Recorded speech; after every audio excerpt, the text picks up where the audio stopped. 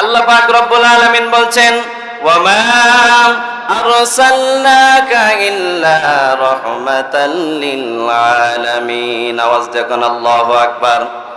আল্লাহ পাক রব্বুল আলামিন বলেন, হে নবী, আপনাকে গোটা জগৎবাসীর জন্য রহমত করে পাঠাইলাম। ও পর্দার অন্তরালে অবস্থানরত মা বোনেরা, যুবক ভাইয়েরা, বৃদ্ধ বাবাজিরা, গভীর মনোযোগ দিয়ে খেয়াল করতে হবে। এবার আমি আপনাদেরকে কোরআনের পাতা থেকে, হাদিসের পাতা থেকে শোনাবো ইসলাম একজন নারীকে কি পরিমাণ সম্মান দিয়েছে। বিশ্বনবী জনাবে মুহাম্মদুর রাসূলুল্লাহ সাল্লাল্লাহু আলাইহি ওয়াসাল্লাম দুনিয়াতে আগমন করলেন। নবীজি বলতেছেন, ক্বালান নবী সাল্লাল্লাহু আলাইহি ওয়াসাল্লাম, আল জান্নাতু তাহতা আকদামিল উম্মাহাত। ও দুনিয়ার মা জাতি, গভীর মনোযোগ দিয়ে শোনো।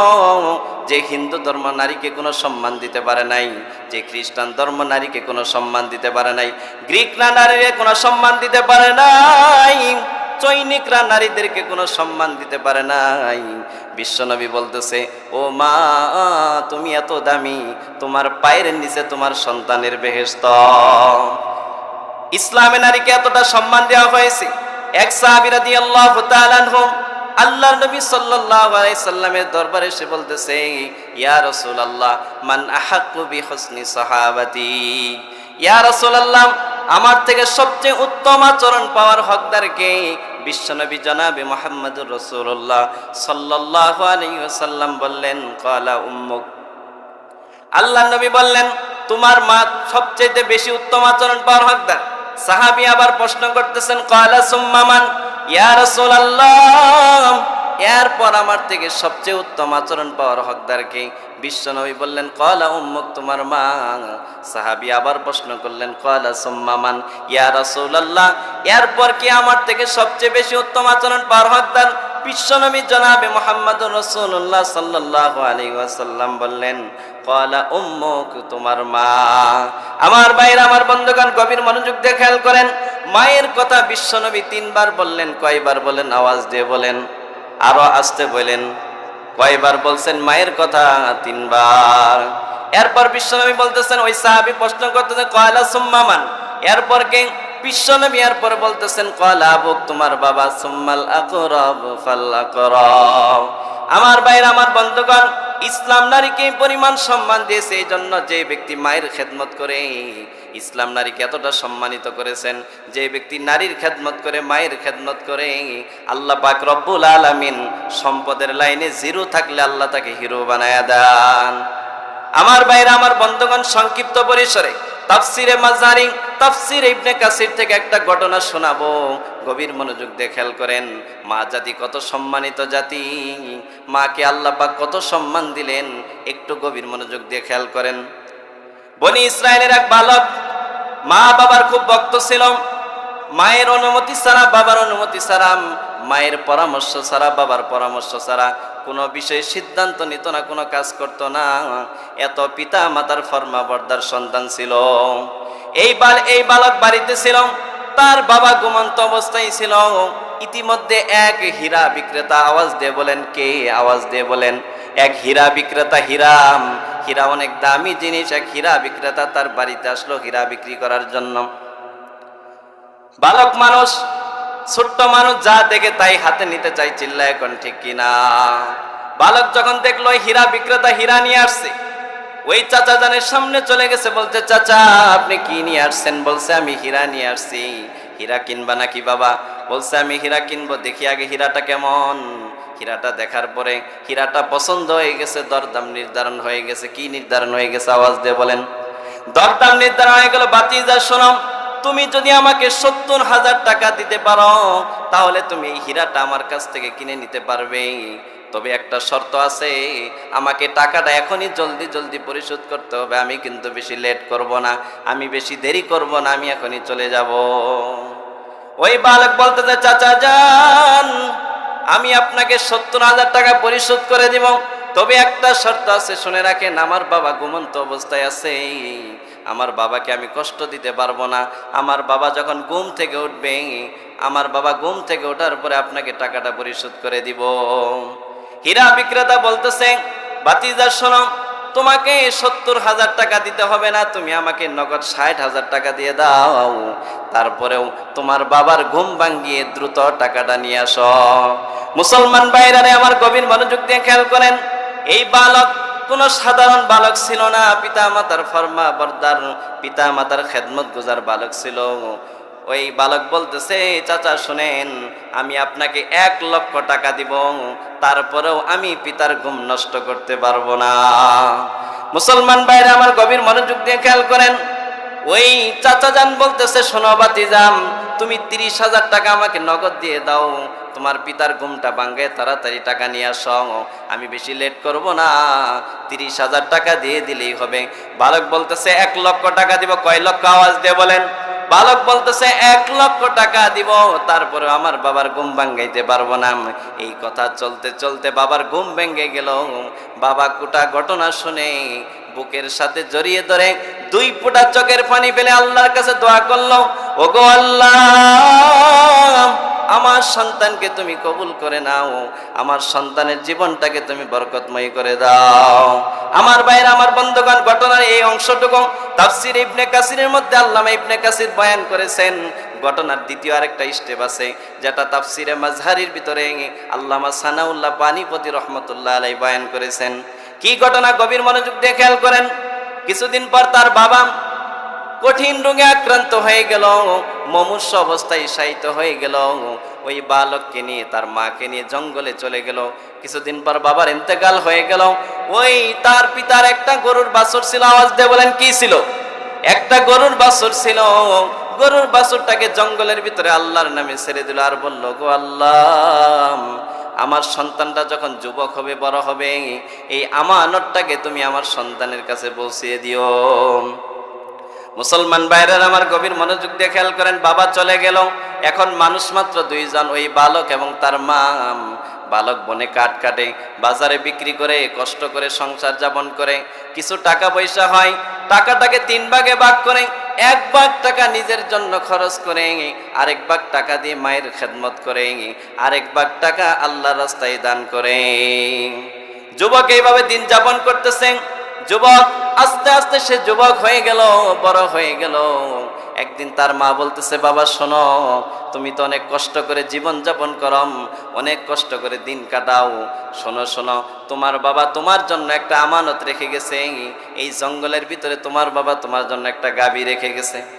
মুসলমান ভাইরা আমার গভীর মনোযোগ দিয়ে খেয়াল করেন, তুমি এই বনে গিয়ে আওয়াজ দিবে, সাউন্ড দিবে, ওগো ইব্রাহিম এবং ইসহাকের রব, আমার বাবার রেখে যাওয়া আমানত ফিরিয়ে দেন। মা বলতেছে, বাবা শোনো, বনের ভিতরে অনেক গরু থাকতে পারে, গাভী থাকতে পারে, তুমি বুঝবে কিভাবে সে কোনটা তোমার বাবার গরু, কোনটা তোমার বাবার গাভী? শোনো, একটা আলামত বলে দিচ্ছি। তুমি এই ঘোষণা দেওয়ার পরে সর্বপ্রথম যে গাভীটা তোমার সামনে আসবে, এটাই হলো তোমার বাবার রেখে যাওয়া আমানত। মুসলমান ভাইরা আমার গভীর মনোযোগ দিয়ে খেয়াল করেন, এই যুবককে বলে দিল, শোনো, আর গাভীটার রং হবে সূর্যের চাইতে বেশি ঝলমলে, এত সুন্দর গাভী পুরা জঙ্গলের ভিতর আর কোথাও নাই। যুবক হাঁটি হাঁটি পা চলে গেল জঙ্গলের দিকে। জঙ্গলে গিয়ে সাউন্ড দিল, ওগো ইব্রাহিম এবং ইসহাকের রব, আমার বাবা যে আমানত রেখে গিয়েছে, ওই আমানতকে আমার কাছে ফিরিয়ে দাও। সাথে সাথে গাভীটা ওই যুবকের সামনে উপস্থিত। আওয়াজ দিয়ে বলেন সুবহানাল্লাহ। আল্লাহ পাক রব্বুল আলামিন ওই গাভীর জবান খুলে দিল। গাভী কথা বলতেছে, কি সুন্দর ভাষায়।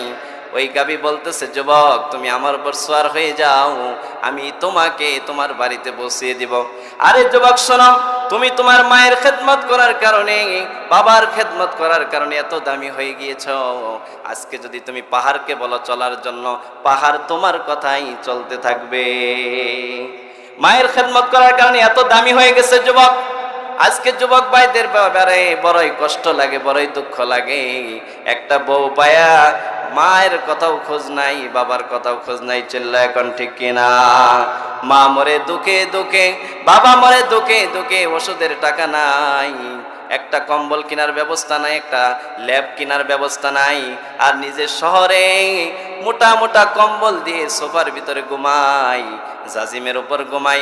এইদিকে মায়ের সারাটা রাত শীতের কারণে কষ্টে ঘুম হয় না। মুসলমান বাইরে আমার, এটা আমার বয়ান করা উদ্দেশ্য না। আমি বয়ান করছি আপনাদের সামনে নারীর মর্যাদা। নারী কত দামি জিনিস, যে মায়ের খেদমত করলে সন্তানের কপাল খুলে যায়। যুবককে বলতেছে, শোনো, তুমি আমার উপর সওয়ার হয়ে যাও, তুমি এত দামি হয়ে গেছো, তুমি যদি আজকে পাহাড়কে বলো, পাহাড় তোমার কথাই চলবে। আগেই বলেছি, এই যুবক মায়ের অনুমতি ছাড়া, বাবার অনুমতি ছাড়া জীবনে কোনো কাজ করে নাই। যুবক বলতেছে, আমি তোমার উপর আরোহণ করব, আমার মা তো অনুমতি দেয় নাই, আমি তো মায়ের কাছ থেকে অনুমতি নিয়ে আসি নাই, আমার মায়ের অনুমতি ছাড়া তোমার উপর আরোহণ করতে পারবো না। ওই সাথে সাথে গাবি বলতেছে, ঠিক আছে, শোনো যুবক, তুমি যদি আমার কথা মতো আমার উপর সওয়ার হতে, তুমি আমাকে নিয়ন্ত্রণ করতে পারতে না। যুবক আরোহণ না করে ওই গরুর লাগাম ধরে হাঁটি হাঁটি পা মায়ের সামনে চলে গেল। মা বলতেছে, বাবা শোনো, তুমি অনেক কষ্ট করে দিন কাটাও, বন থেকে কাঠ কেটে বাজারে বিক্রি করো, তোমার অনেক কষ্টের সংসার, যাও বাজারে গিয়ে এই গাভীটা বিক্রি করে নিয়ে আসো। যুবককে মা বলতেছে, মা গাভী বিক্রি করব বুঝলাম, আমি তো ছোট মানুষ, আমার অভিজ্ঞতা নাই, কত টাকা দাম চাবো বাজারে গিয়ে? বাজারে দাম চাওয়ার একটা বিষয় আছে না? অনেক সময় দেখা যায় আমরা এলাকার মুরব্বী যারা আছে তাদের থেকে পরামর্শ নেই, চাচা এই গরুটার দাম কত টাকা হইতে পারে, ফেরিঘাট বাজারে নিব আগামী শনিবারের দিন, ঠিক কিনা বলেন? এই যুবক মাকে বলতেছে, মা আমি এই গাভীটার দাম কত টাকা চাবো মা, আপনি নির্ণয় করে দেন, আপনি বলে দেন।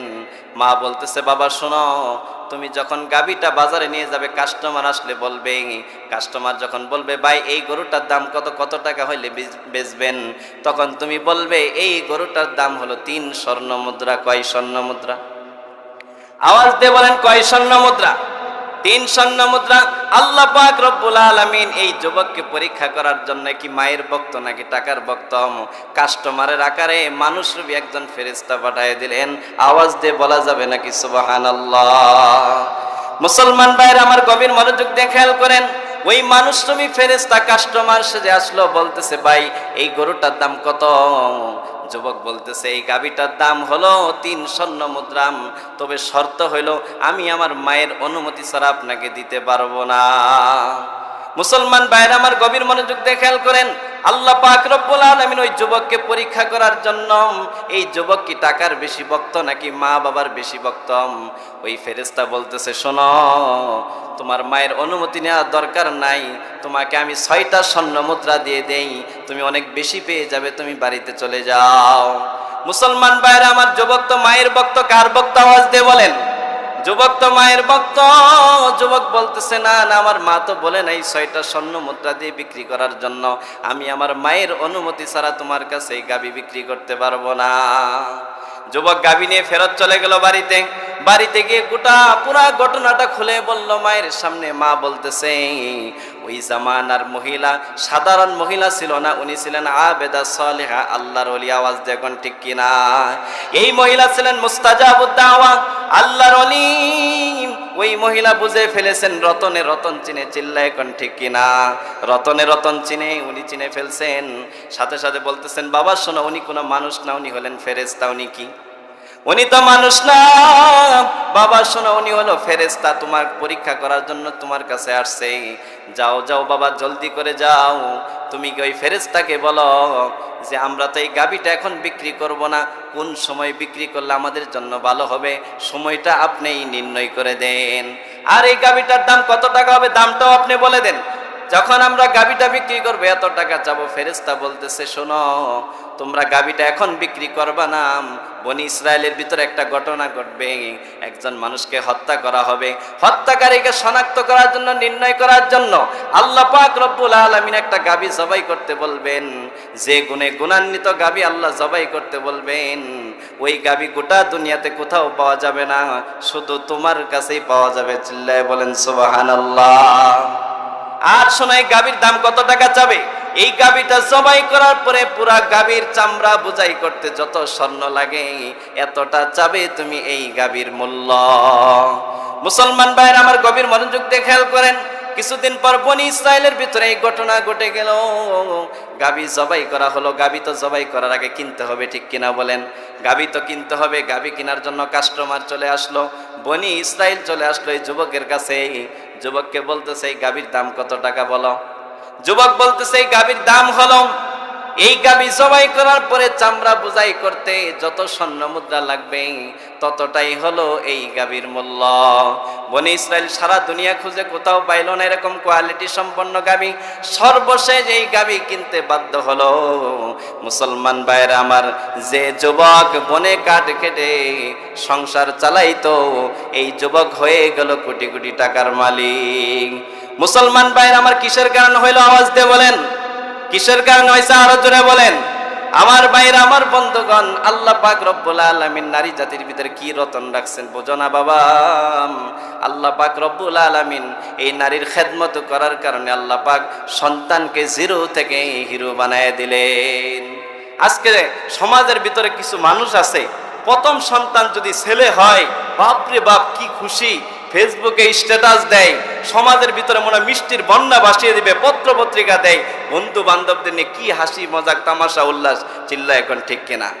প্রথম সন্তান যদি মেয়ে হয়, বাপরে বাপ, যেই আলতার ভিতরে ধরা পড়ে তার মেয়ে সন্তান হবে, শাশুড়ির চেহারা কালো, শ্বশুরের চেহারা কালো, ছোট ভাইয়ের চেহারা কালো, ভাবির চেহারা কালো, চিল্লা এখন ঠিক কিনা? ও পর্দার অন্তরাল অবস্থানরত মা বোনেরা, যারা শাশুড়ি হয়েছেন গভীর মনোযোগ দিয়ে আমার কথাটা খেয়াল করবেন। আল্লাহ পাক রব্বুল আলামিন এই নারী জাতিকে কি পরিমাণ সম্মান দিলেন। ক্বালান নবী সাল্লাল্লাহু আলাইহি ওয়াসাল্লাম, মান ওয়ালিদাত লাহু ইবনাতুন ফালাম ইয়াগিদহা ওয়ালাম ইউহিনহা ওয়ালাম ইউসির ওয়ালাদাহু আলাইহা ইয়ানি যাকার আদখালাহুল্লাহু বিহাল জান্নাহ। বিশ্বনবী জনাবে মুহাম্মদুর রাসূলুল্লাহ সাল্লাল্লাহু আলাইহি ওয়াসাল্লাম বলেন, কারো যদি দুনিয়াতে একটা মেয়ে সন্তান হয়, কয়টা মেয়ে সন্তান? আওয়াজ দিয়ে বলেন। কারো যদি একটা মেয়ে সন্তান হয়, এই মেয়ে সন্তানকে যদি তুচ্ছ তাচ্ছিল্যতার দৃষ্টিতে না দেখে, নিজের জন্য অপমানকর মনে না করে, ছেলে সন্তানকে যদি এই মেয়ের উপর প্রাধান্য না দেয়, এই কন্যা সন্তানকে যদি জীবন্ত মাটিতে পুঁতে না ফেলে, সমাজের ভিতরে কত হাজি আছে, গাজী আছে, মাসে মাসে উমরা করে, বছরে বছরে হজ করে, মরার সময় সমস্ত সম্পত্তি ছেলের নামে লিখে দেয়। চিল্লা এখন ঠিক কিনা? ও হাজি সাহেব, ও গাজী সাহেব, তুমি হজ করতে পারো, উমরা করতে পারো, কিন্তু কাল কিয়ামতের ময়দানে তোমার বোনের হক নষ্ট করার কারণে, তোমার ফুপির হক নষ্ট করার কারণে, তোমার খালার হক নষ্ট করার কারণে কাল কিয়ামতের ময়দানে তুমি ছাড় পাবে না, আল্লাহর আদালতে তুমি আটকে যাবে। চিল্লা এখন ঠিক কিনা? মুসলমান ভাইরা আমার, গভীর মনোযোগ দিয়ে খেয়াল করেন। বিশ্বনবী বলতেছেন, কারো যদি একটা মেয়ে সন্তান হয়, ওই মেয়ে সন্তানকে যদি জীবন্ত পুঁতে না ফেলে, তুচ্ছ তাচ্ছিল্যতার দৃষ্টিতে না দেখে, ছেলেকে যদি মেয়ের উপর প্রাধান্য না দেয়, কাল কিয়ামতের ময়দানে আল্লাহ পাক রব্বুল আলামিন এই মেয়ে সন্তানের ওসিলাই ওই ব্যক্তির পিতা মাতাকে, ওই মেয়ের পিতা মাতাকে আল্লাহ পাক রব্বুল আলামিন জান্নাতের মেহমান বানাবেন। আরো আস্তে কইন সুবহানাল্লাহ। দেখেন আশেপাশে মানুষ যেন আবার না শুনে। আরে মুসলমানের বাচ্চা বাঘের বাচ্চা, মুসলমানের সন্তান সিংহের জাতি। চিল্লা এখন ঠিক কিনা? এজন্য আওয়াজ দিয়ে বলেন সুবহানাল্লাহ, আরো জোরে বলেন সুবহানাল্লাহ, মাশাআল্লাহ। এবার না হইছে, মুসলমানের সন্তান সিংহের জাতি। মুসলমান ভয় পায় কাকে? আওয়াজ দিয়ে বলেন। আমাদের মালিককে, সৃষ্টিকর্তাকে, আমাদের রবকে, পালনকর্তাকে, রিজিক দান করেন কে? আমরা ভয় করি কাকে? আল্লাহু আকবার, মাশাআল্লাহ। মুসলমান ভাইরা আমার, গভীর মনোযোগ দিয়ে খেয়াল করেন। একজন মেয়ের সন্তান হলে এত লাভ, যদি দেখা যায় সমাজের ভিতরে কারো দ্বিতীয় সন্তানও মেয়ে হয়, শাশুড়ি কয়, শোন, এই বউ দিয়ে কোনো কাজ হবে না, এই বউ আমাদের সংসারের জন্য কালসাপ, তাড়াতাড়ি কর, এই বউরে তালাক দিয়ে দে, দ্বিতীয় আরেকটা বিবাহ কর। চিল্লায় কোন ঠিক কিনা? মুসলমান ভাইরা আমার, নারীকে আল্লাহ পাক কি পরিমাণ সম্মান দিলেন, গভীর মনোযোগ দিয়ে খেয়াল করেন। হাদিসের পাতা থেকে বলছি, ক্বালান নবী সাল্লাল্লাহু আলাইহি ওয়াসাল্লাম, মা মিন মুসলিমিন তুদরিকুহু ইবনাতান ফায়ুহসিনু সুহবাতাহুমা ইল্লা আদখালাতাহুল জান্নাহ।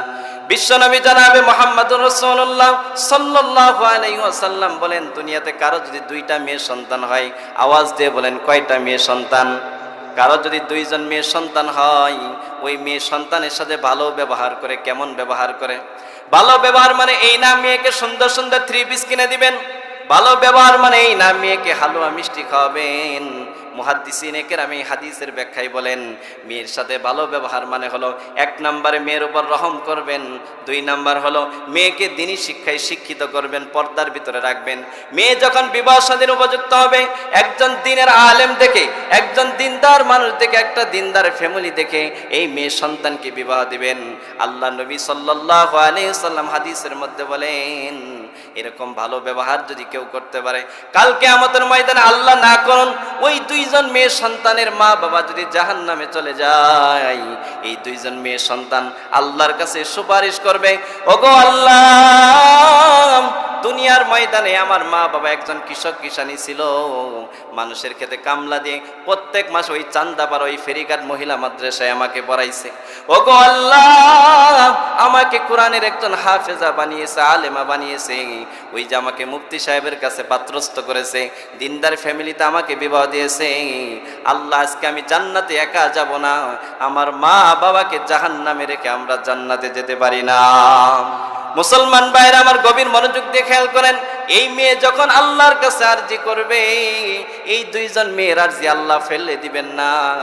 আল্লাহ পাক রব্বুল আলামিন সাথে সাথে ওই 2 জন মেয়ের সাথে তাদের পিতা মাতাকেও আল্লাহ জান্নাতে প্রবেশ করায় দিবেন।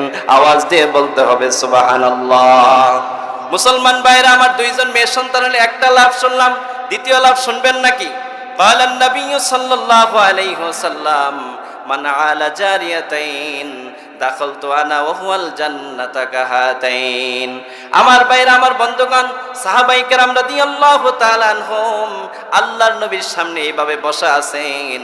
আল্লাহর নবী সাহাবায়ে কেরামদেরকে বয়ান করতেছেন। বিশ্ব নবী জনাবে মুহাম্মদুর রাসূলুল্লাহ 2টা আঙ্গুলকে এরকম একত্র করলেন, আমার সাথে 2টা আঙ্গুলকে এরকম একত্র করেন। 2টা আঙ্গুলকে আল্লাহর নবী সাল্লাল্লাহু আলাইহি সাল্লাম এরকম একত্র করলেন। তাকায় দেখেন যুবক ভাইরা, বৃদ্ধ বাবাজিরাম, মাঝখানে কোনো ফাঁকা জায়গা আছে নাকি? ভালো করে খেয়াল করেন, ফাঁকা জায়গা আছে নাকি? আমার আপনার নবী বিশ্ব নবী জনাবে মুহাম্মদুর রাসূলুল্লাহ সাল্লাল্লাহু আলাইহি ওয়াসাল্লাম 2টা আঙ্গুলকে এরকম একত্র করে বললেন, ও আমার সাহাবীরা, ও আমার উম্মত, শুনে রাখো, দুনিয়ার ময়দানে কারো যদি 2 জন মেয়ে সন্তান হয়, মান আলা জারিয়াতাইন, ওই 2 জন মেয়ে সন্তানকে যদি লালন পালন করতে পারে, দ্বীনি শিক্ষায় শিক্ষিত করতে পারে, দিনদার পাত্র দেখে পাত্রস্থ করতে পারে, কিয়ামতের দিন জান্নাতীরা যখন জান্নাতে যাবে, ওই 2 জন মেয়ে সন্তানের পিতা মাতা এবং আমি নবী একসাথে এরকম জান্নাতে থাকবো। মুসলমান ভাইয়ের আমার 4টাখানি কথা না, নবীর সাথে জান্নাতে থাকা 4টাখানি কথা নাকি? বিশ্বনবী কোথাও বলেন নাই 10 জন ছেলে সন্তান হইলে ছেলে সন্তানকে লালন পালন জান্নাহ। আমার আপনার নবী জনাবে মুহাম্মদুর রাসূলুল্লাহ সাল্লাল্লাহু আলাইহি ওয়াসাল্লাম বলেন, কারো যদি 3 জন মেয়ে সন্তান থাকে, আওয়াজ দিয়ে বলেন কয়জন মেয়ে সন্তান? বিশ্বনবী বলেন, কারো যদি 3টা মেয়ে সন্তান থাকে, তাদের খরচাদি বহন করে, তাদেরকে দ্বীনের শিক্ষায় শিক্ষিত করে, তাদের প্রতি দয়া করে, রহম করে, আল্লাহর নবী বলেন ওই ব্যক্তির জন্য আল্লাহর জান্নাত ওয়াজিব। আরো আস্তে কইন সুবহানাল্লাহ। মুসলমান ভাইরা আমার গভীর মনোযোগ দিয়ে খেয়াল করেন, এক সাহাবী রাদিয়াল্লাহু তাআলা প্রশ্ন করলেন, ফাকালা রাজুলুন মিন বাদিল কওম ওয়া সিনতাইন ইয়া রাসূলুল্লাহ, ইয়া রাসূলুল্লাহ, কারো যদি 2 জন মেয়ে সন্তান হয় তাহলে কি হবে? বিশ্বনবী জনাবে মুহাম্মদুর রাসূলুল্লাহ সাল্লাল্লাহু আলাইহি সাল্লাম সাথে সাথে বললেন, ক্বালা ওয়া সিনতাইন, 2 জন মেয়ে সন্তান হইলো আল্লাহ তাকে এই ফজিলত দান করবে। অনেক সময় দেখা যায় বাবা মারা যায়, 3 জন মেয়ে সন্তান রেখে যায়। কয়জন মেয়ে সন্তান? বড় ভাইয়ের উপর চাপ পড়ে, 3 জন বোন, আবার এদিক দিয়ে বিবি সাহেবের চাপে কুলাইতে পারে না। আরে তোমার তো সংসারই টিকবো না, তুমি খালি বোনদেরকে সব টাকা দিয়ে দাও। খালি গা জ্বলে। কি জ্বলে বলেন? রক্ত তো অন্যজনের, বুঝেন নাই? খালি গা জ্বলে। ও পর্দার অন্তরালে অবস্থানরত মা বোনেরা গভীর মনোযোগ দিয়ে খেয়াল করেন, বিশ্বনবী জনাবে মুহাম্মদুর রাসূলুল্লাহ সাল্লাল্লাহু আলাইহি ওয়াসাল্লাম বলেন, লা ইয়াকুনু লিআহাদিন সালাসু বানাতিন আও সালাসু আখাওয়াতিন ফায়ুহসিনু ইলাইহিন্না ইল্লা দাখালাল জান্নাহ। আমার আপনার নবী বলেন, আল্লাহ নবী সাল্লাল্লাহু আলাইহি ওয়াসাল্লাম বলতেছেন, দুনিয়াতে কারো যদি 3 জন মেয়ে সন্তান থাকে অথবা 3 জন বোন থাকে, কয়জন বোন? আওয়াজ দিয়ে বলেন। কারো যদি 3 জন বোন থাকে তাদের সাথে যদি ভালো ব্যবহার করতে পারে আল্লাহ পাক রব্বুল আলামিন কাল কিয়ামতের ময়দানে এই ব্যক্তিকে জান্নাতের মেহমান বানাবেন। আওয়াজ দিয়ে বলা যাবে নাকি সুবহানাল্লাহ? মুসলমান ভাইরা রে আমার, আমরা রমজান আসলে ফজিলত শুনি। ক্বালান নবী সাল্লাল্লাহু আলাইহি ওয়াসাল্লাম আসিয়ামু জুন্নাম, রোজা হলো ঢাল স্বরূপ। কিয়ামতের ময়দানে এই রোজা ঢাল হয়ে দাঁড়াবে, রোজা মানুষকে জাহান্নাম থেকে বাঁচাবে। বিশ্বনবী কি বলতেছেন হাদিসের পাতা থেকে শুনেন।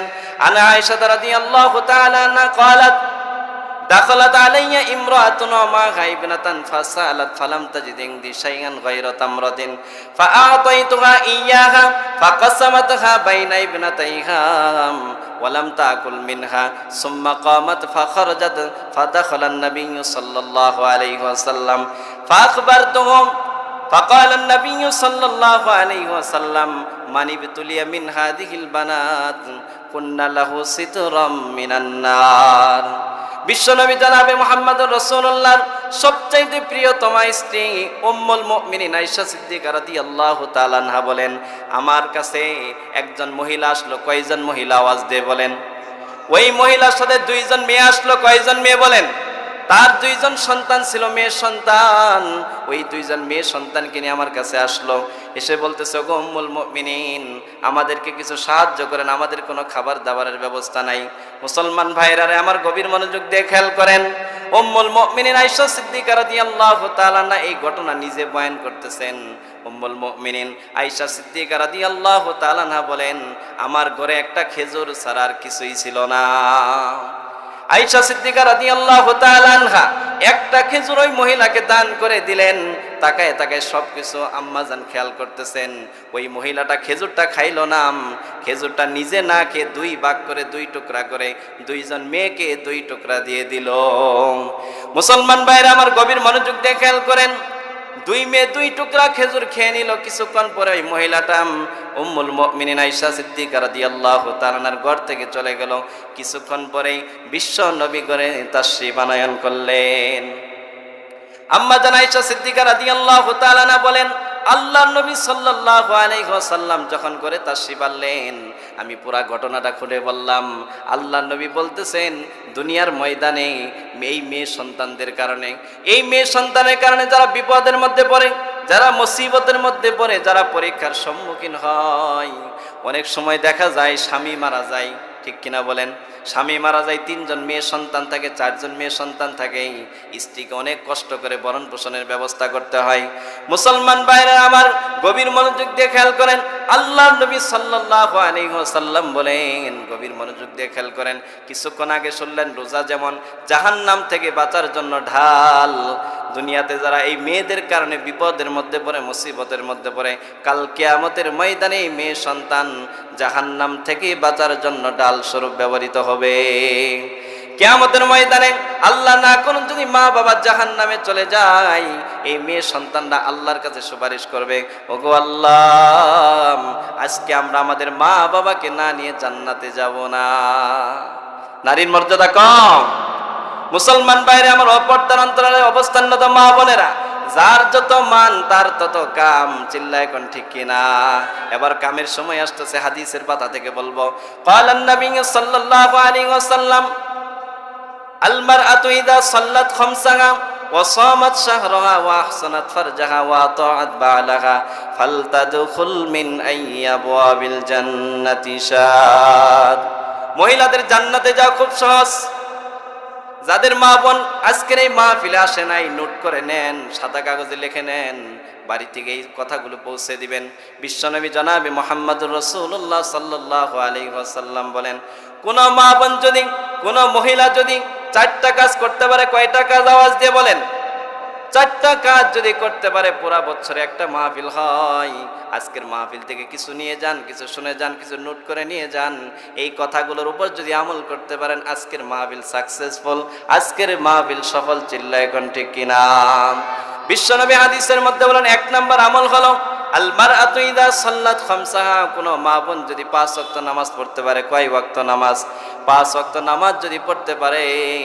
কিন্তু আজকে দেখা যায় মা বোনদের মধ্যে সবচাইতে যে আমলে অবহেলা, সেটা হলো নামাজ। ছেলেকে খাওয়াই, জামাইরে খাওয়াই, গরুরে খাওয়াই, ঘর ঝাড়ু দেয়, ঘর মুছে, সব কাম শেষ করে আসরের রক্ত চলে আসে, তখন যাই গোসলখানায় গোসল করতে। চিল্লা এখন ঠিক কিনা? নামাজ পড়তে হবে টাইম টু টাইম। আমার আল্লাহ পাক কোরআনের মধ্যে বলছেন, ইন্নাস সালাতা কানাত আলাল মুমিনিনা কিতাবাম মাওকুতা। আওয়াজ দিয়ে বলেন আল্লাহু আকবার। আমার আল্লাহ পাক রব্বুল আলামিন বলেন, আল্লাহ পাক রব্বুল আলামিন এই নামাজকে সময়ের সাথে ফরজ করেছেন, সময়াবদ্ধ ফরজ। নামাজকে জামাতের সাথে পড়তে হবে, সময় মতো পড়তে হবে, টাইম টু টাইম পড়তে হবে। টাইম পার হয়ে গেলে সেটার আদায় থাকলো না, সেটা মাসলা অনুযায়ী কাজা হয়ে গেল। চিল্লায় এখন ঠিক কিনা? ও পর্দার অন্তরে অবস্থানরত মা বোনেরা, 1 নাম্বার মেসেজ হলো বিশ্ব নবীজির 5 ওয়াক্ত নামাজ। 2 নাম্বার হলো বছরে কয় মাস রোজা? আওয়াজ দিয়ে বলেন। বছরে মাত্র 1 মাস রোজা। আল্লাহর নবী বলেন ওয়াসসামাত শাহরাহা, রমজানুল মুবারকে রোজা রাখে। 3 নাম্বার আমল হলো ওয়াহসানাত ফারজা, লজ্জাস্থানকে হেফাজত করে।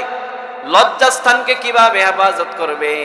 মুহাদ্দিসিনে কেরাম এই হাদিসের ব্যাখ্যায় বলেন, শরঈ পর্দা, খাস পর্দা যাকে আমরা বলি, এটা মানার নামই হইল লজ্জাস্থানকে হেফাজত।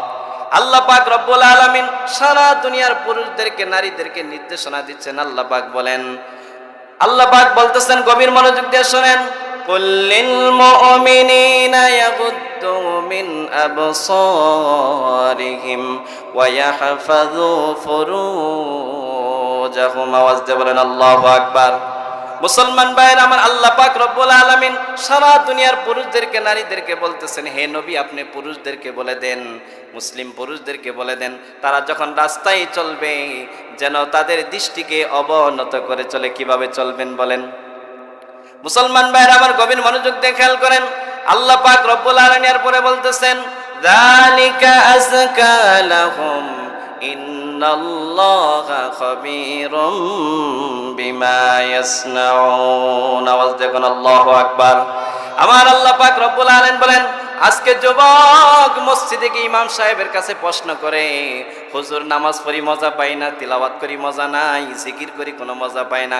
যুবক, তোর চরিত্র তো নষ্ট করে ফেলেছ, তুই তো নজরকে হেফাজত করস না। বিশ্বনবী জনাবে মুহাম্মদুর রাসূলুল্লাহ সাল্লাল্লাহু আলাইহি ওয়াসাল্লাম হাদিসের মধ্যে বলেন, আন-নাজরু সাহমুন মিন সিহামি ইবলিস মাসমুম।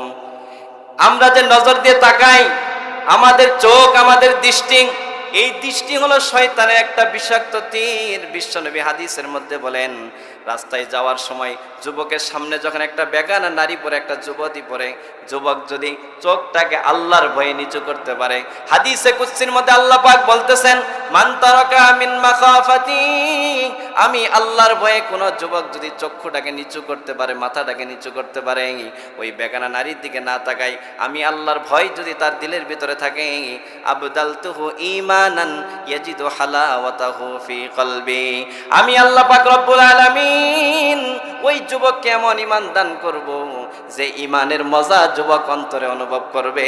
আওয়াজ দিয়ে বলেন সুবহানাল্লাহ। সমাজের মধ্যে কোন মানুষটা ভালো হুজুর? সমাজের মধ্যে ওই মানুষটা সবচেয়ে ভালো, ওই মানুষের চরিত্রটা সবচেয়ে সুন্দর, যার দৃষ্টি ভালো, যার চোখ ভালো। চিল্লায় এখন ঠিক কিনা? সমাজের ভিতরে কিছু কিছু যুবক দেখবেন, অমুক স্কুল ছুটি হইলে স্কুলের মোড়ে দাঁড়ায় থাকে, ওই যে অমুকের মেয়ে যাবে চেহারাটা দেখবো। চিল্লায় এখন ঠিক কিনা? ওই মাদ্রাসা মোড়ে দাঁড়ায় থাকে, মহিলা মাদ্রাসা ছুটি হবো, মহিলা মাদ্রাসা ছাত্রীদেরকে দেখার জন্য দাঁড়ায় থাকে। চিল্লায় এখন ঠিক কিনা? চেহারা তো দেখতে পারে না, চোখ দুইটা দেখবো, দেখে বলে নয়ন জোড়াবো। এরকম ভাবে যদি যুবকদের চরিত্র হয়, কিয়ামত পর্যন্ত আমল করবে, আমলের স্বাদ দিলের ভিতরে পাবে না। চিল্লা এখন ঠিক কিনা? মুসলমান ভাইরা আমার, সমাজের ভিতরে কিছু কিছু মানুষ বলে দেখবেন, এই ছেলেটার চরিত্র ঠিক নাই, কয়ের নজর খারাপ। চিল্লা এখন ঠিক কিনা? এর খালি কাম হলে ঘুরে ঘুরে মেয়ে দেখে, রাস্তার মোড়ে মোড়ে ঘুরে আর মেয়ে দেখে। চিল্লা এখন ঠিক কিনা? যুবক ভাই, তোমাদেরকে পায়ে হাত রেখে বলছি, তুমি যদি নজর হেফাজত করতে পারো, ও পর্দার অন্তরালে মা বোনেরা, তরুণ তরুণীরা, গভীর মনোযোগ দিয়ে খেয়াল করেন, আপনি যদি আপনার নজরকে হেফাজত করতে পারেন, আল্লাহ পাক হাদিসে কুদসিদের মধ্যে বলেন, সকলের একটাই প্রশ্ন, হুজুর নামাজ পড়ি মজা নাই, জিকির করি মজা পাই না, তিলাওয়াত করি মজা পাই না। আমি আজকের মাহফিল থেকে বলছি, মজা পাবেন যদি নিজের নজরটাকে হেফাজত করতে পারেন। আল্লাহ পাক হাদিসে কুদসিতে বলেন, যে ব্যক্তি আমি আল্লাহর ভয়ে নজরটা হেফাজত করবে, একটু গভীর মনোযোগ দিয়ে খেয়াল করেন, গাড়ির ভিতরে 2টা হেডলাইট থাকে। কয়টা হেডলাইট? আওয়াজ দিয়ে বলেন, কয়টা হেডলাইট? মনে করেন এই টাকির মোড় থেকে একটা গাড়ি আসতেছে, কথার কথা প্রাইভেট কার আসতেছে, আবার উজানপাড়া মোড় থেকে আরেকটা প্রাইভেট কার আসতেছে। প্রাইভেট কারের অনেকগুলা লাইট থাকে, পিছনে লাইট থাকে, সামনে লাইট থাকে, কিন্তু হেডলাইট দুইটা থাকে। কয়টা? হেডলাইট মাত্র দুইটা থাকে। উজানপাড়ার প্রাইভেট কার আর টাকির মোড়ের যদি প্রাইভেট কার দুইটা কাছাকাছি চলে আসে, দেখবেন অটোমেটিক এক প্রাইভেট কারের হেডলাইটটা একটু নিচু করে দেয়। চিল্লায় এখন ঠিক কিনা? এক গাড়ির হেডলাইট যদি নিচু না করে কি হবে? অ্যাক্সিডেন্ট অনিবার্য। দুই গাড়ির আলোতে কিছুই দেখা যাবে না, সামনে গাড়ি আছে না মানুষ আছে, অটো আছে না রিক্সা আছে, কিছুই দেখা যাবে না। ও যুবক ভাইরা, ও তরুণ তরুণীরা, মা বোনরা, গভীর মনোযোগ দিয়ে খেয়াল করেন। আল্লাহ পাক রব্বুল আলামিন আমাকে আপনাকে দুইটা হেডলাইট দান করছেন। কয়টা হেডলাইট? আওয়াজ দিয়ে বলেন। আমাদের দুইটা চোখ হলো হেডলাইট। এই দিক থেকে একজন যুবক আসতেছে, এই দিক থেকে একজন যুবতী আসতেছে। যে কোনো একজন যদি নিজের দৃষ্টিকে অবনত না করে, অ্যাক্সিডেন্ট অনিবার্য। এই অ্যাক্সিডেন্টটার নাম হলো জিনাম, এই অ্যাক্সিডেন্টটার নাম হলো অশ্লীলতা, ব্যয়াপনা, উলঙ্গপনা। আওয়াজ দিয়ে এখন ঠিক কিনা? আজকে যুবক ভাইরা বলেন, হুজুর আমি তো দুধের দোয়া, আমি তো ফেরেশতা, আমি তো কোনো প্রেম করি না, কিন্তু ফেসবুকে মাঝে মধ্যে বান্ধবীর কাছে মেসেজ পাঠায়। গভীর মনোযোগ দিয়ে খেয়াল করে যুবক ভাইরা, আল্লাহর নবী সাল্লাল্লাহু আলাইহি ওয়াসাল্লাম হাদিসের মধ্যে বলেন, ক্বালান নবী সাল্লাল্লাহু আলাইহি ওয়াসাল্লাম, আলিয়াদু জিনাহা আল বাতশু। প্রেমিকাকে হাত দিয়ে ধরা, এটা হাতের জিনা। প্রেমিকাকে ফেসবুকে স্ট্যাটাস দাও, ফেসবুকে মেসেজ করো যে হাত দিয়ে। যুবক ভাইরা গভীর মনোযোগ দিয়ে খেয়াল করম, এতে তোমার হাতের জিনা হয়। চিল্লায় এখন ঠিক কিনা? ওই যে প্রেমিকার বাড়ির দিকে যাও, পা দিয়ে হেঁটে হেঁটে যাও, তোমার পায়ের জিনা হয়। কান দিয়ে প্রেমিকার কণ্ঠস্বর শোনা, তোমার কানের জিনা হয়। অন্তরের ভিতরে সবসময় প্রেমিকার নাম কল্পনার জল্পনা করো, তোমার অন্তরে জিনা হয়। সবসময় তুমি জিনাহের গুনাহের ভিতরে লিপ্ত। মুসলমান ভাইরা আমার, গভীর মনোযোগ দিয়ে খেয়াল করেন। এই জন্য আল্লাহ পাক রব্বুল আলামিন যুবক যুবতীদেরকে, তরুণ তরুণীদেরকে বলতেছে, যখন তোমরা চলবা হেডলাইটটাকে নিচু করে দিবা। কোন লাইটটাকে? আল্লাহ পাক মুমিন নারীদেরকে বলতেছেন, ওয়াকুল লিল মুমিনাতি ইয়াগদুদনা মিন আবসারিহিন ওয়া ইয়াহফাযনা ফুরুজাহুন। আওয়াজ দেখুন, আল্লাহু আকবার। আমার আল্লাহ পাক রব্বুল আলামিন বলেন, হে নবী আপনি মুমিন রমণীদেরকে বলে দেন, তারা যখন রাস্তায় চলাচল করবে, তারা যখন রাস্তায় চলাচল করবে, গভীর মনোযোগ দিয়ে খেয়াল করেন। সময় সংক্ষিপ্ত, অল্প সময়ে বেশি কথা বোঝার চেষ্টা করবেন। শোনেন, গভীর মনোযোগ দিয়ে খেয়াল করেন। তারা যখন রাস্তায় চলবে, মুমিন রমণীরাম একটু চক্ষুটাকে নিচু করে চলবে, দৃষ্টিটাকে অবনত করে চলবে। আজকে কিছু মা বোন আছে দেখবেন, খালি জামাইয়ের সাথে সারাদিন খিটখিট খিটখিট করে। তোমার সাথে 5 বছর ধরে বিয়ে হয়েছে, একদিনও তো তুমি মার্কেটে নিয়ে যাও না। আচ্ছা বলেন তো, মেয়েদের, মহিলাদের মার্কেটে যাওয়া কোনো প্রয়োজন আছে? আচ্ছা বলেন, কোনো প্রয়োজন আছে? জামাই কি মেয়ের মাপ জানে না? কোন ধরনের জামা তার পছন্দ জানে না? আচ্ছা আপনার যদি এতই পছন্দ হয়, কালার বলে দেন জামাইকে যে আমার জন্য গোলাপি কালার 3 পিস নিয়ে আসবা, আমার জন্য পাকিস্তানি 3 পিস নিয়ে আসবা, অমুক দেশের 3 পিস নিয়ে আসবা, এই কোয়ালিটি নিয়ে আসবা, প্রিন্টের ভিতরে নিয়ে আসবা, প্রিন্ট ছাড়া নিয়ে আসবা, অমুক নকশা নিয়ে আসবা। এটা বললে কি জামাই নিয়ে আসবে না?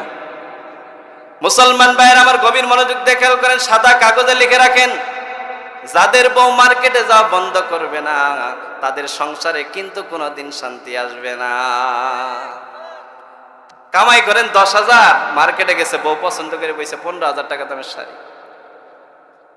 এই শাড়িটা যদি নিয়ে দিতা খুব ভালো হইতো। তোমার সাথে তো কোনোদিন আইনে, জীবনে তো একবারই আইছি, একটা শাড়ি তো। 12টা বাজাই দিতেছে। চিল্লা এখন ঠিক কিনা? মুসলমান ভাইরা আমার, গভীর মনোযোগ দিয়ে খেয়াল করেন। এই জন্য যে ঘরের মহিলারা বেশি বেশি শপিং মলে যায়, মার্কেটে যায়, ওই ঘরের জামাইয়ের জীবনে কোনোদিন সুখ শান্তি নাই। টাকা পয়সা কষ্ট করে উপার্জন করে, কিন্তু কোনোদিন সুখ আর শান্তির চেহারাও দেখতে পারে না। ওই শান্তি লেখা থাকে ব্যানারের ভিতরে, কাগজের ভিতরে, কিতাবের ভিতরে, বইয়ের মলাটের ভিতরে, কিন্তু শান্তির আসল চেহারা দেখতে পারে না। কারণ হলো তার বউ মার্কেটে যাওয়া বন্ধ করে না। আল্লাহ পাক রব্বুল আলামিন সারা দুনিয়ার নারীদেরকে বলতেছেন, ওয়াকারনা ফি বুয়ুতিকুন্না ওয়ালা তাবাররাজনা তাবাররুজাল জাহিলিয়াতিল উলা। আল্লাহু আকবার বলেন। আমার আল্লাহ পাক রব্বুল আলামিন বলেন, হে নারী জাতি শোনো, তোমরা কোথায় থাকবে? আজকে মেয়েরা বলে নারী পুরুষ সম অধিকার চাই, সম অধিকার মানে এই না তোমরা বাহিরে বাহিরে ঘুরবা। আল্লাহ পাক রব্বুল আলামিন বলেন মহিলারা ঘরের ভিতরে অবস্থান করবে। কোথায় অবস্থান করবে? উলামায়ে কেরাম আছে জিজ্ঞাসা করেন, ইমাম সাহেব আছে জিজ্ঞাসা করেন, প্রধান বক্তার কাছেও জিজ্ঞাসা করতে পারেন। ওয়াকারনা শব্দের অর্থ হলো ঘরের ভিতরে অবস্থান করা। আল্লাহ পাক রব্বুল আলামিন সারা দুনিয়ার নারী জাতিদেরকে বলতেছে তোমরা ঘরের ভিতরে অবস্থান করো।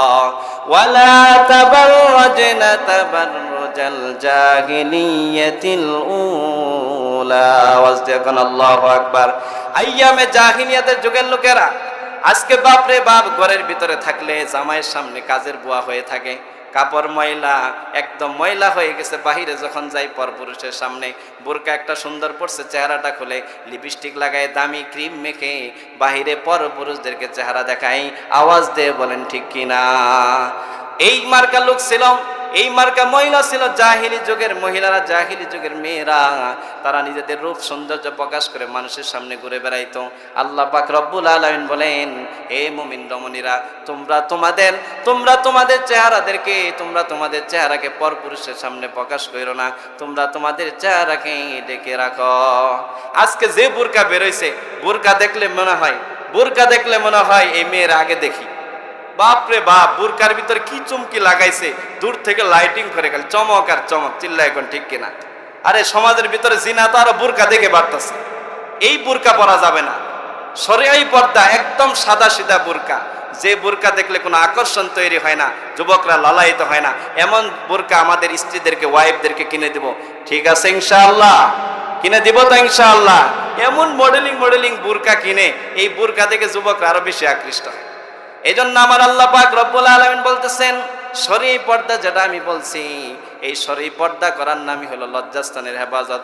4 নাম্বার আমল হলো ওয়াতাআত বালাহা, স্বামীর খেদমত। কি বলেন? 4 নাম্বার আমলের নাম বলেন স্বামীর খেদমত। আরো জোরে বলেন কি? 4টা আমলের কথা বলছি। 1 নাম্বার আমার সাথে বলেন 5 ওয়াক্ত নামাজ। বলেন কি আমল?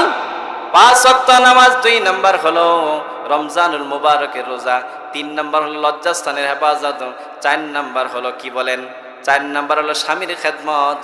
আল্লাহ নবী হাদিসের মধ্যে বলেন এই 4টা কাজ যদি কোনো মা বোন করতে পারে, ফালতাদখুল মিন আইয়ি আবওয়াবিল জান্নাতি শাদ, ওই মহিলার জন্য জান্নাতের সব দরজা খোলা, জান্নাতের সব দরজা ইস্তেকবাল করতে থাকবে। ওগো রমণী তুমি আসো, তোমার জন্য জান্নাতের প্রত্যেকটা দরজা আজকে অপেক্ষমান। সুবহানাল্লাহ। বাড়ি যায় কইন। আল্লাহ পাক রব্বুল আলামিন যে কথাগুলো বললাম সর্বপ্রথম আমাকে, এরপর আপনাদের সবাইকে আমল করার তৌফিক দান করেন। সকলে বলি আমিন। ওয়া আখিরু দাওয়ানা আনিল হামদুলিল্লাহি রাব্বিল আলামিন।